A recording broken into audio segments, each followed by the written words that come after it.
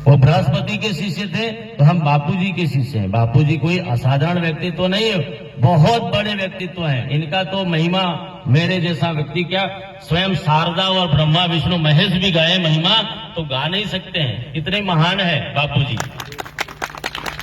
बापूजी ने स्वयं कहा है कि मैं 17वीं बार आया हूं धरती पर, 16 बार पहले आ चुके हैं और 16 बार में 13 बार तो ब्रह्मवेता महापुरुष बनकर आए, लेकिन 3 बार बापूजी ने बताया है। पहली बार बापूजी स्वयं राम जी के गुरु वशिष्ठ के रूप में आए थे।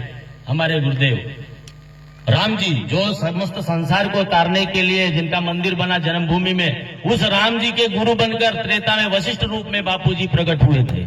साधु साधु।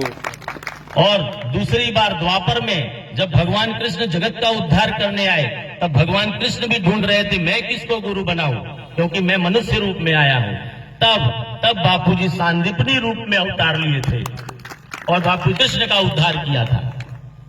जब कलयुग आया, कलयुग में बापूजी जब धर्म का बहुत कुप्रचार हो रहा था, उस समय बापूजी बताते हैं कि नानक जी के रूप में पंजाब में जहां सिख संप्रदाय जो चला, महात्मा भगवान के अवतार थे, नानक जी के रूप में बापूजी ने तीसरी बार अवतार लिया था ब्रह्मज्ञानी के रूप में। और ये चौथा अवतार हुआ है, सबसे विलक्षण अवतार है बापूजी का। और इस अवतार की लीलाएं अभी बहुत बाकी हैं। बापूजी का तो अभी जो भी बापूजी ने सेवा कार्य और जितने भी धर्म के कार्य किए हैं, अभी उससे भी बड़े कार्य बापूजी द्वारा संपन्न होने हैं। अभी बापूजी का आयु बहुत है, बापूजी अभी शरीर छोड़ने वाले नहीं है। जब इधर भी लोग सोच रहे हैं कि बापूजी जल्दी चले जाएंगे, तो बापूजी भी अभी अधर्मियों का और अधर्म का नाश करने वाले जितने भी चेतना है, सबका नाश करके धर्म की पुनः स्थापना करके ही धरती छोड़ेंगे। तब तक बापूजी शरीर छोड़ने वाले नहीं है। जय।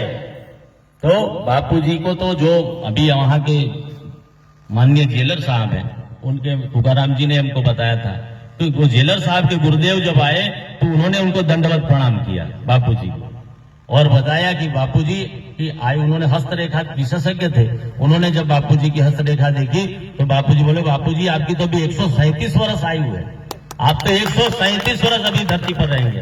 बापूजी मुस्कुरा दिए, कुछ नहीं बोले।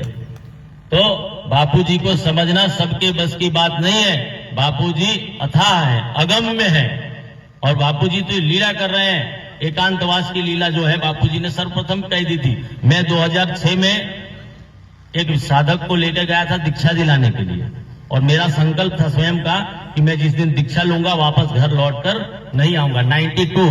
92 से जब इतना छोटा था तब से बापूजी के पास जाता हूं, लेकिन बापूजी के मन में संकल्प था कि जिस दिन दीक्षा लूंगा गुरुदेव वापस घर लौट के नहीं जाऊंगा, ईश्वर प्राप्ति करके ही रहूंगा।